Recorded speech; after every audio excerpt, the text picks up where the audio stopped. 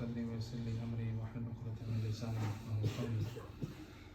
Alhamdulillah, we begin with the praise of Allah subhanahu wa ta'ala, and by sending the best of salutations, peace and blessings upon his last and final messenger, Muhammad Rasulullah sallallahu alayhi wa sallam. Inshallah, we'll briefly speak about the merits and virtues of istighfar tonight, inshallah. How istighfar is a game changer. How, if we're able to incorporate simple istighfar within our daily lives, our daily routine, subhanallah, the result you will see, not tomorrow or the day after, but immediately within your own heart to begin with, and then from there it will emanate outwards, is immense. Now, there are a few verses, quite a few, in the Quran which speak about the merit and the benefit of istighfar. But before I share some of these verses, let's just, for a moment, look at ourselves and look to see, what kind or sort of ambitions we have in life for ourselves and for our, say, relatives or families or children, even parents, or for our own circle. What is it that a man could hope for, or wish for, or would want? Generally speaking, a stable source of income, right? A stable means of income, health, decent wealth, a good family, right? And a great wife. How there's a difference between a good family and a great wife. And mashallah, children. Right? And just overall having this sense of peace in life. I think that's what a man really hopes for or dreams for. But for a woman it's different. I'm not going to go there. But generally speaking, this is all that one could hope or want or craves for, really. And in a nutshell, it's just a pleasantful life in this world. And then inshallah, we hope for the best in the akhirah. All of these things, a stable income, subhanallah, peace in life, happiness in life, having children, being blessed with children from Rabbul Alameen subhanahu wa ta'ala, having your immediate family be very close and, understanding, and subhanallah, just in general, being a pleasant soul amidst pleasant souls. All of this can be achieved through istighfar. Astaghfirullah. The Quran states it. فَقُلْتُ اسْتَغْفِرُوا رَبَّكُمْ إِنَّهُ كَانَ غَفَّارًا. Just make a habit of repeating, revising, and saying istighfar. In return, the consequence of this great action of yours, what will be the outcome? يُرْسِلِ السَّمَاءَ عَلَيْكُمْ مِدْرَارًا. Of course, the literal translation is Allah will descend rain upon you, but it also means, and one can loosely translate it as, Allah will assist you with wealth. Allah will aid you. And again, we don't really appreciate the blessing of rain because we're not farmers. Those who farm, those who work upon the fields and farmland, ask them what a blessing it is, or what value brings to their crops when it rains. They know the true value of rain. Allah subhanahu wa ta'ala speaks about rain so much within the Quran, how it's a means of mercy.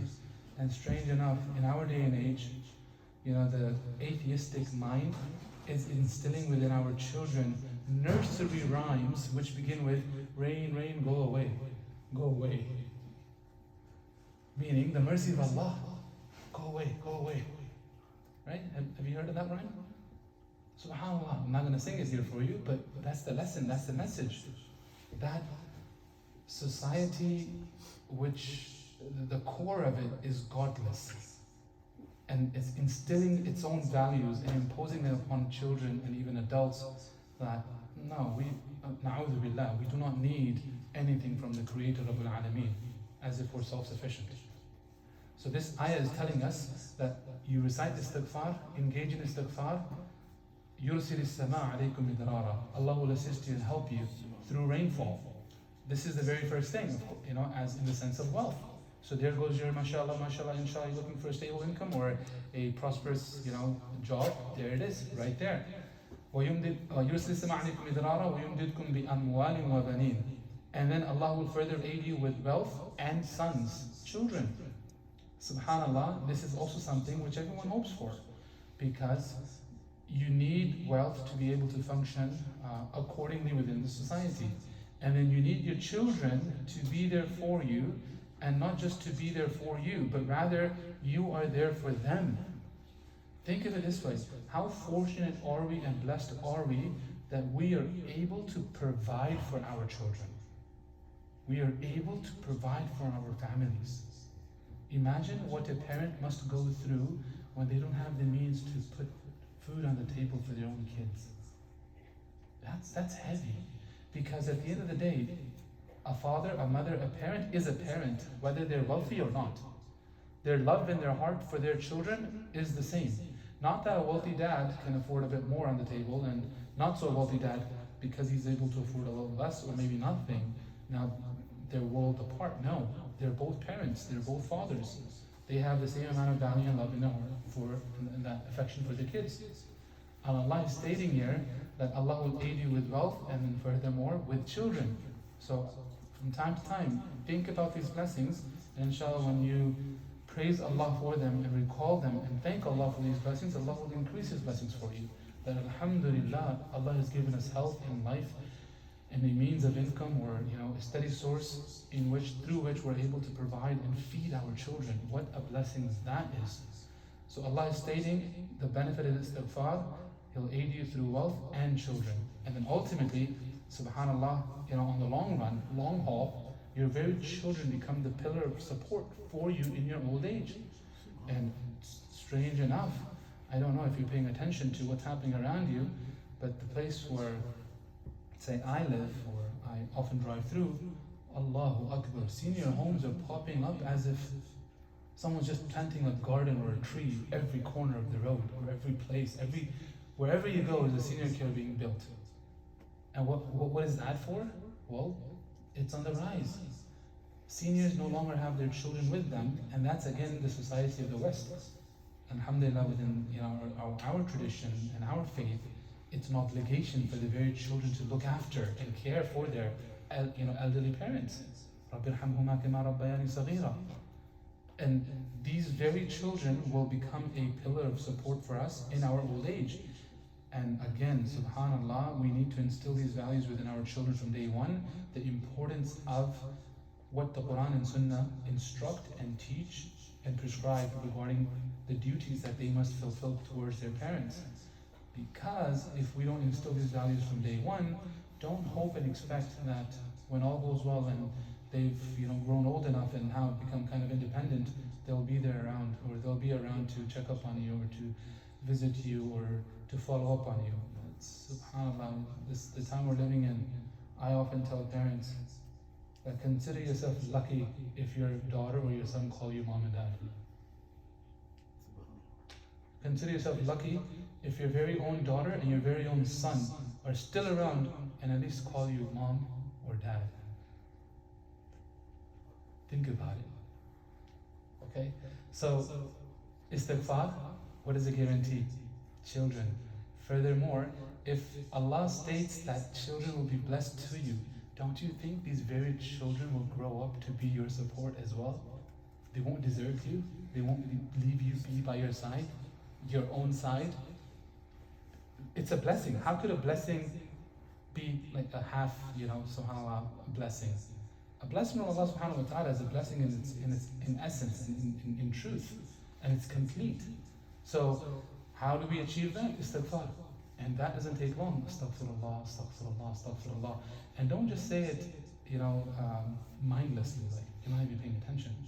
Think about it, Pause. And this is one of the most difficult things to do in our daily routine, is to pause and take a break and to step away from the world. It's very tough to do because we're so engrossed and preoccupied in everything we're doing, especially thanks to this brick, that we're just distracted. We're not just distracted in driving, but distracted in thought, distracted in living, distracted. They call it assisted living, right? All of us are distracted living. That's who we are. You know, subhanAllah. So istighfar will bring that fine balance in your life for everything. For everything. And if we bring it into our daily routine, all of these merits and virtues and these blessings that Allah subhanahu wa ta'ala has mentioned, you'll see them in your life. You'll see them in your day. بِأَمْوَالٍ وَبَنِينَ وَيَجْعَلْ لَكُمْ جَنَّاتٍ وَيَجْعَلْ لَكُمْ أَنْهَارًا. You know, rivers and subhanAllah, the remaining blessings. And imagine, this is the promise of Allah in this world. What do you think awaits us in the akhirah? So istighfar cannot be taken lightly, especially in our day and age. The more istighfar we're able to do, the better.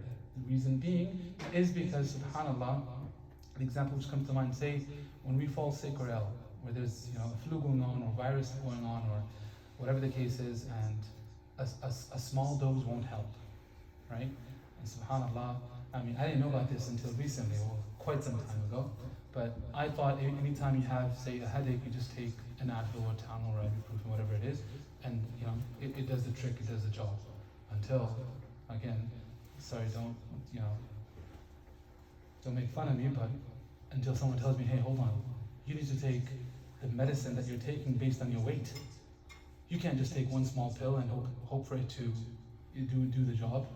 Haven't you seen, if you turn the bottle around, it says like by weight, if you're, say, anywhere between 140 to 180, you take 2. And if you're more than that, then take it accordingly. Right? So the point is, the dose increases based on the weight and based on the age. With us, the dose for istighfar increases based on the fitnas around us. And don't you think we have a lot of fitna around us? Oh, way too many. Way too many fitna. So it's a must. If we leave this untreated, it could get out of hand. So before it gets out of hand, let's just go ahead and resort to the preventive measures of staying safe from all the fitna, rather than trying to treat the illness or the sickness because we've already fallen into these fitnas. And now we're having to overdose ourselves through istighfar and through other things and whatnot. So everything has to be with the sense of moderation, especially istighfar. Don't take it to be light. It's something which Rasulullah ﷺ, who was innocent from errors and sins, would daily recite istighfar 100 times a day. And again, for us, alhamdulillah, we're fortunate we're in the month of Ramadan. So at least for the remainder days, I think we can all do that. At least recite istighfar 100 times. That's not much to ask for.